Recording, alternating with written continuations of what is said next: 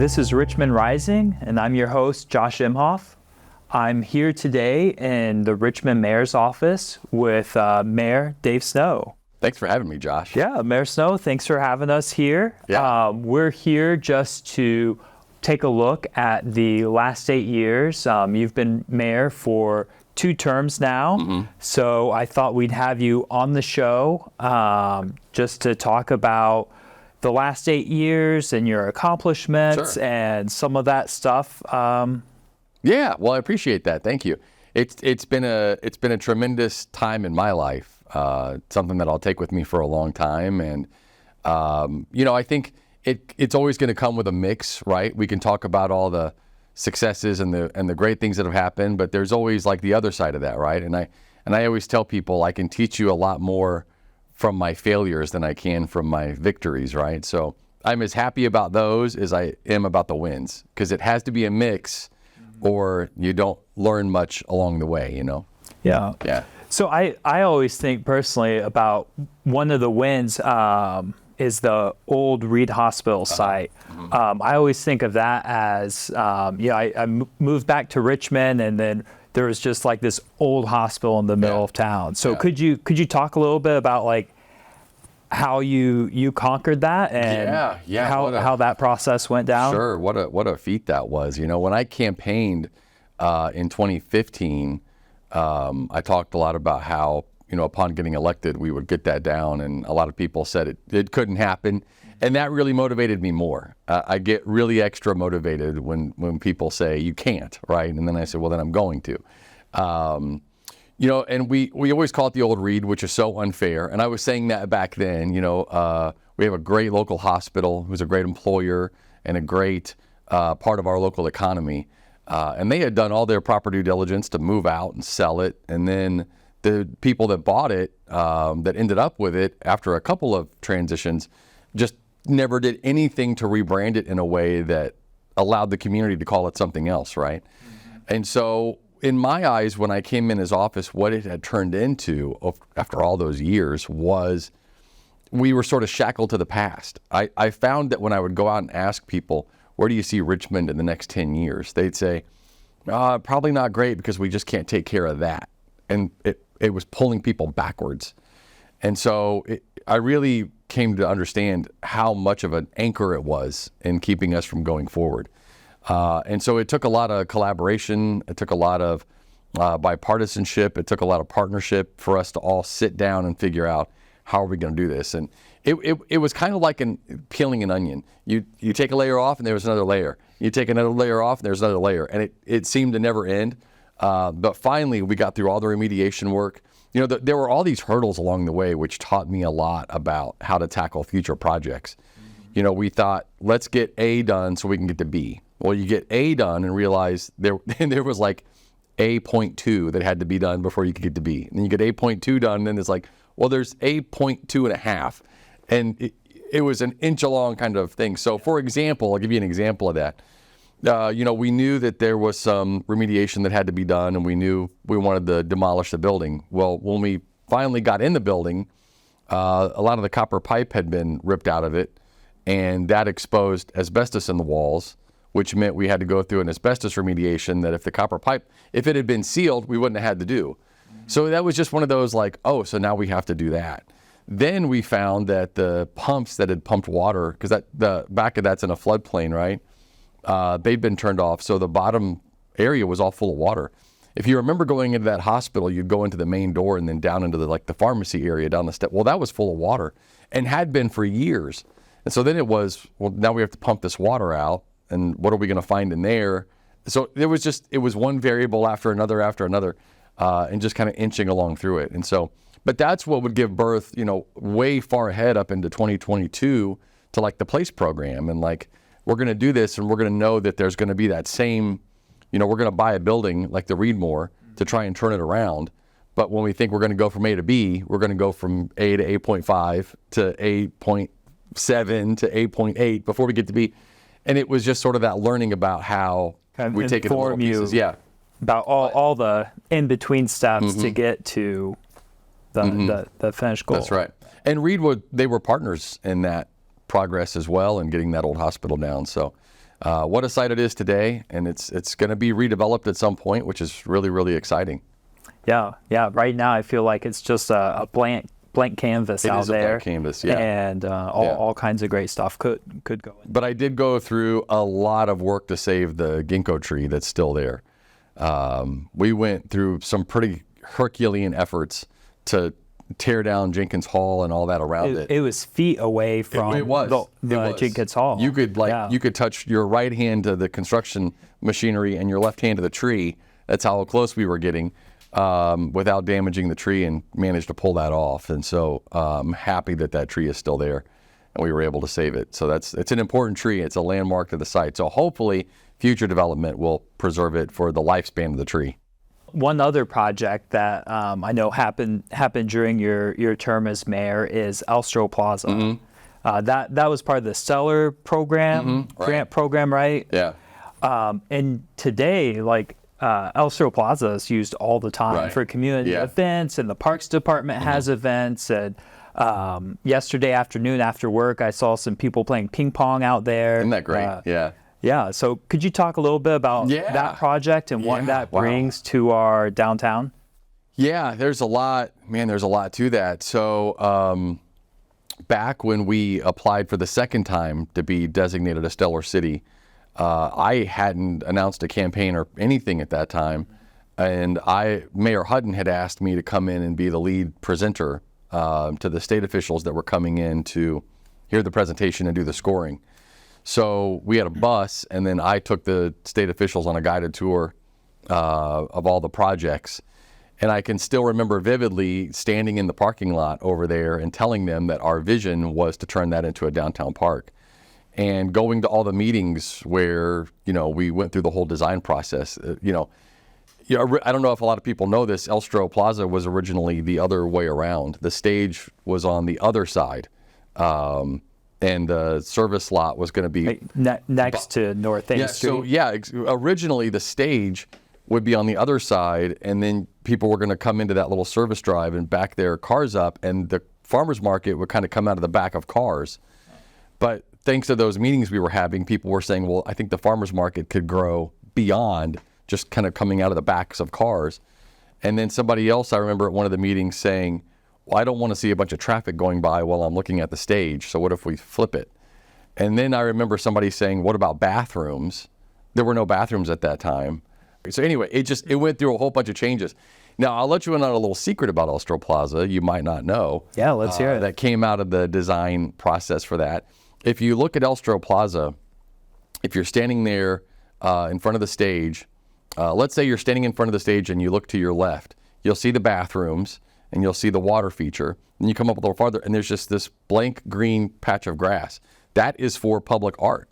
It just hasn't been commissioned yet and hasn't been installed, but that was purposefully left for a large piece of public art. So it's like a little secret Easter egg to Elstro Plaza that I think a lot of people don't know, that it's still there and still ready for a public art piece. Yeah, it's like when the park was first installed, the canopies weren't there. And in the past year or two, there's now shade canopies on the seating areas. We started that as a partnership with Reed Health, because we talked about providing a little more shade for skin health, and then they were going to provide some sunscreen on site, and then we installed the concrete gaming tables and things like that. So a lot of good memories there. And I remember when we broke ground on the project, which I think it was February or March, I think, of 2016. And it was, I think it was Mayor Hutton's last public appearance. She came to the groundbreaking for Elstro because that was an important project for her. So a lot of good memories there of being with Mayor Sally, and talking to her when we turned the dirt there and talked about what was to come, because she was visioning ahead at that time for what downtown was going to be. Also, another great thing about the Elstro Plaza project was the immediate backlash that came in about how terrible it was going to be. Oh, it was going to be the worst thing in the world. And you look at it today and you see that's not the case. And so it's a good lesson in tuning that noise out, because anytime you start a new project or you do something new, all these people will find all the reasons why it won't work. But when you push through and you see it through, you see how it can be a real gem and a real jewel to an area to have something like that. So I can't imagine downtown without Elstro now. So I'm happy we have it. Right. But speaking of that, were there any programs or projects that didn't turn out quite the way you envisioned, or there were more hurdles along the way? Well, I would say as you far first as thought? more hurdles along the way, every project we've ever done had more hurdles than you would think. I think that's all of them. I'm trying to think as far as things not turning out. I think things not turning out the way you originally envisioned them is kind of commonplace here, because you're always looking for sort of the middle ground and the give and take. If I do things as mayor 100% the way that maybe we envision it here as a city team and a planning team, we do the community a disservice by not allowing their input. And if we tell the community to come in and say, make it 100% your way, we might not be hearing from everybody. And so there's always this give and take, so that when it's finished, it isn't completely what I thought it was going to be, and it's not completely what you thought it's going to be, but it's something that sort of serves everybody more equitably, right? And so that is kind of a process that's always taking place in everything, and everything kind of turns out a little different than what you first picture it, but which ends up being better, right? Yeah. But I will tell you, when we were in the design process of Elstro Plaza and taking in public input, one of my favorite things that came in as an idea for Elstro was a woman she put quite a bit of work into this, actually. It wasn't a half-baked idea. She had a stack of documentation she put together. But her dream for Elstro was for it to be fully edible.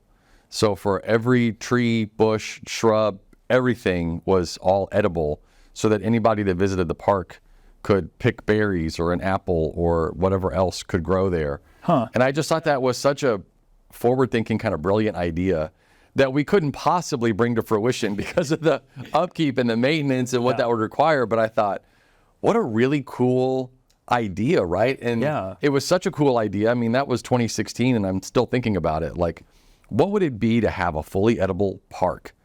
You know? Right. I feel like that woman might be thinking 25 years ahead of herself. And she had schematics and the kind of soil you would need and the plants and what would grow here and just everything. Well, it's kind of like the community orchard over at Mary Scott Park. They have berries and different fruit trees, but they can do a whole new level. If you make it edible park, is it then an orchard? Like, do you change the name of it? I don't know, right? Like, it's like that old, is a hot dog a sandwich, or isn't it? Like, is an edible park an orchard? I don't know. Would you be more inclined, though, to go to a park because it was edible? Would that matter to you?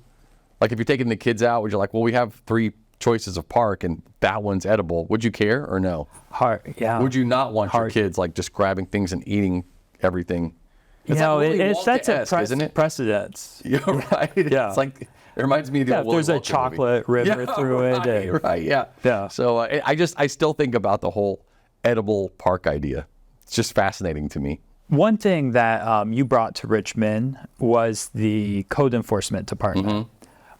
Before that, was there just no code enforcement, or how did we handle that sort of like sanitary, trash, building codes? How was that handled, and how did creating that department help things? We had talked quite a bit about the possibility of having a code enforcement department. We weren't really sure exactly how we wanted to build that or how we wanted that to look. And it was one specific day that I realized the importance of having it. I got a phone call, as I would get back then. Things operated quite a bit differently back in 2016, 2017, because we didn't have this department yet. And people would call to complain about trash being dumped in a front yard or on a sidewalk or in an alley, and we'd have to get the situation rectified. So this particular situation was not too far from here. It was down on like 11th Street, and somebody had dumped a bunch of clothing, trash, and old furniture just out in front of a house, just in a big pile. So they would usually call this office, and I would go check out the problem and see what was going on. So I drove down there. And this is the process that we had to follow. So I had to notify the sanitation department to come do a special pickup. I had to notify the law department to file a complaint against that so that there could be a citation written. Had to call the inspector's office up in city planning to come take the photos because sanitation would clean it up, but they didn't really document it, and legal just filed what was documented. So I'm calling 3 departments, and I'm dispatching all these people for this pile of trash on the sidewalk, right? That's a lot of city resources. Yeah. And I said, we've got to do better at this. We need a code enforcement department. The way that the city code reads is it prohibits you from having debris and trash or unkempt lawns or your front porch falling in and not keeping your house to a certain standard, right? But in the city code, what it said was the person that would enforce that is the sanitation engineer. That's how it was built. Mm-hmm. And so that might have worked many, many years ago, but today, for me to see this pile of trash in front of somebody's house and call the sanitation engineer, which really isn't technically the director of sanitation, that's like the person that's overseeing the construction of your sewer lines, right? Just didn't really make a lot of sense. So we set out to rewrite the city code and point everything to the director of code enforcement that is over the code written that prohibits you from doing those things. And then we had to figure out how to staff it, how to fund it, and how to get it working so that it would be really beneficial. And then had to set out on finding the very first code enforcement director. And that was really, really important to me because there were a lot of people that were concerned about this new department. And I heard a couple of people jokingly call it the trash czar.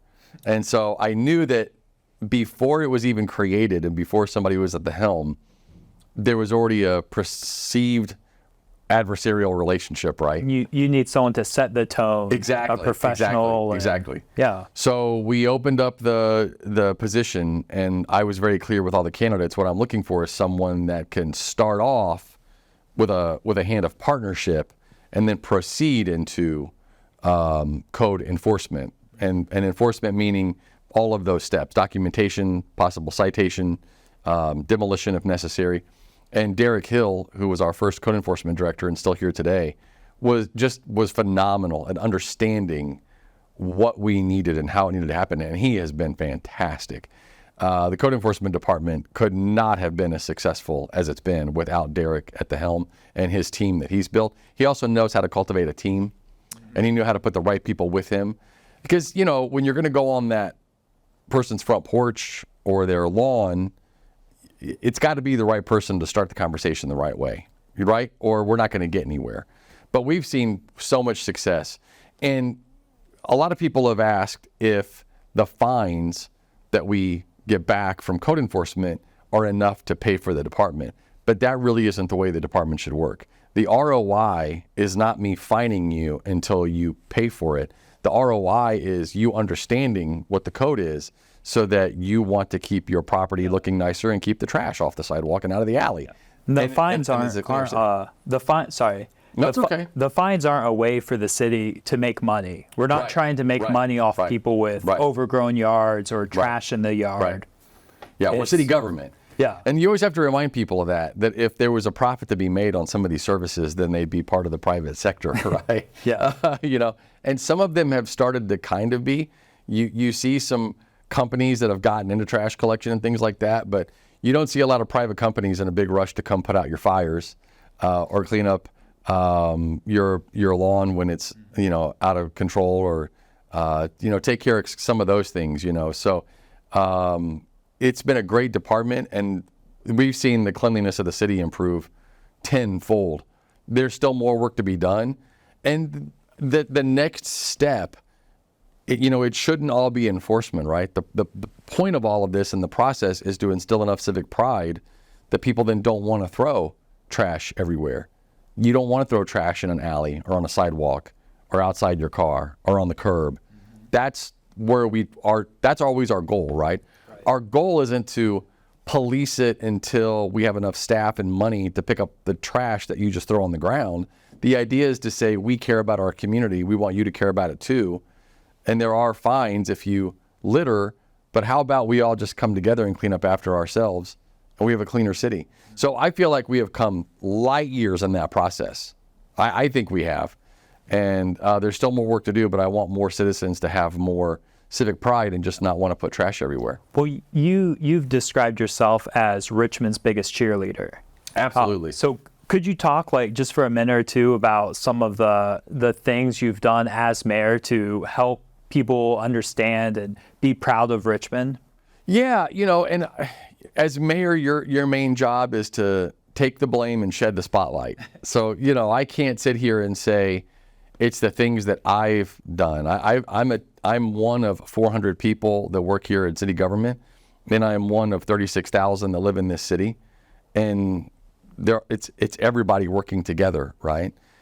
You put the time into doing this show to better the community. You're not getting some special paycheck to be putting the work into this right now, right? So that's what so many people all over the city are doing, and that's what matters, right? It's my job as being the chief cheerleader of the city is to just conduct myself in a way that makes all of those people like you and everybody else say, yes, this is worth it. We have to keep going. And because whenever it's time to really represent the city, I'm the one that the news outlets come to and the big level visitors come to, or the governor comes to, or, a very important person from Japan. And so I'm setting that tone and trying to represent everybody. And I'm trying to represent all of the people like you and our nonprofit leaders and our business leaders that are all doing that work to make Richmond a better place. So I just can't sit here and say like, oh, it's the things that I've done. I just hope that I've left behind some better civic pride and people saying like, oh, Dave represented us well. When the moments came that he had to represent all of us, he did that well. That's what I hope, right? Right. And then my job in here was to give everybody credit for what they were doing. And then when there was blame, take that and try to fix it. And when it's fixed, give somebody else the credit for fixing it, right? That's the job here every day.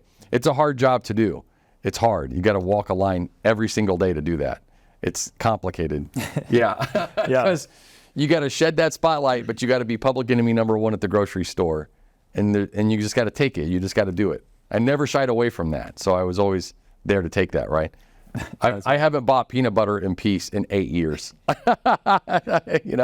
Well, come January 2nd, you'll no longer be mayor of Richmond. Right. So we'll welcome Mayor Oler into the office, and you can go back to buying your peanut butter in peace for a little bit. Right.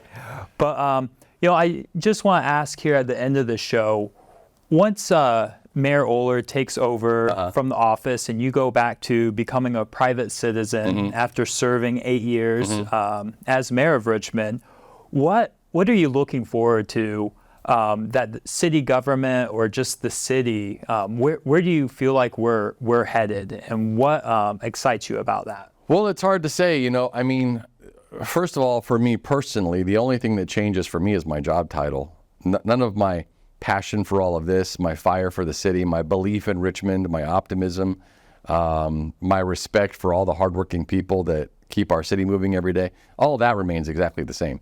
I mean, you can't change any of that through an election. All you can change is just the job title, right? So my business card changes, one word, and that's really about it.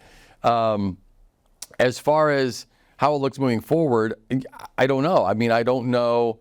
Of course, the success of our new mayor will be the success of our city. So we should wish the new mayor well and hope for the very best. The mayor has the ability and so I like to teach students this when I go into classrooms.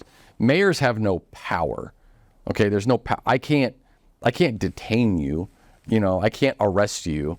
I can't take your house away from you, or I can't take away your birthday. There's no power. But the mayor has a tremendous amount of authority. And through that authority, the mayor can enter the city into contracts, hire the department heads or appoint them, and reshape the departments and the services they provide, and set the budget. So through all of that, the mayor has an ability to really transform the relationship that the city has with its services and its government. And it's a lot. I mean, it's everything from deciding where there are traffic lights and whether or not they get replaced, or whether or not those traffic lights become stop signs, to the curbs and how the curbs get painted and how the streets get paved, and even budgeting for salt and plowing snow. None of these things are givens. They're not baked in. Mm-hmm. They're just at the mayor's decision to budget for them. And so, picking up all the leaves curbside, having a code enforcement department. I mean, we started it. A future mayor could take it away. So, I mean, it's going to be up to the mayor to decide what that relationship looks like and how those services serve the people, and with the right give and take and conversation and public input, you can find that path. I'll be as anxious as anybody. I was a very, very involved citizen before I became mayor. I was at the original meetings to start the farmers market. Mayor Hutton sent me to Indianapolis to go learn how they were doing a farmers market so we could start one. I was in the planning meetings for Plaza, so I don't plan to stop that. I actually love that stuff. I can't just give it up. So I'll be a concerned and involved and engaged citizen, and I hope more people are engaged so that we all continue to have an input on how our city is built moving forward. Great. Well, we've got about 2 minutes left. 2 minutes. I This know went so time has fast. just flown by. It's fun. Is there anything you're most proud of during your time as mayor that you just want to remember? I think the thing, man, that's hard, right? There's a lot of In things. 2 minutes. Yeah, right. Yeah. What's the thing you're happiest about, Dave? You got 90 seconds. Go. I would say the number one thing for me has been always being cognizant and vocal in this building about understanding that my time here was temporary. I knew that from the day I got here, And then when you sit at a table with 12 department heads and they each run departments full of people that have already been here twice as long as you get to be here as mayor, right? You can't be mayor for 20 years. And so you come into the city building and people have already been here 15, and they're probably going to be here 15 more. Our chief of police has been here 35 years. Our fire chief's been here 36 years. And so when you get to be around these people that have done these jobs for so long, and you realize you're so temporary, it's so humbling. And then they're all gracious enough to allow you to be the mayor. And that sounds really strange. You can win an election, but then you have to earn the respect here for all of these people to allow you to lead. Because frankly, there's never been anybody here that's needed me to tell them how to do their job, right? Our trash truck drivers don't need me to tell them how to do their job. The guys that repair our streets don't need me to tell them how to repair streets, right? So they're gracious enough through mutual respect to allow you to lead. And that takes a lot of work. And having been allowed that is the biggest piece I will take with me, and the part that I loved about this job the most. Well, thank you, Mayor Snow, for joining us today on Richmond Rising. I've been your host, Josh Imhoff.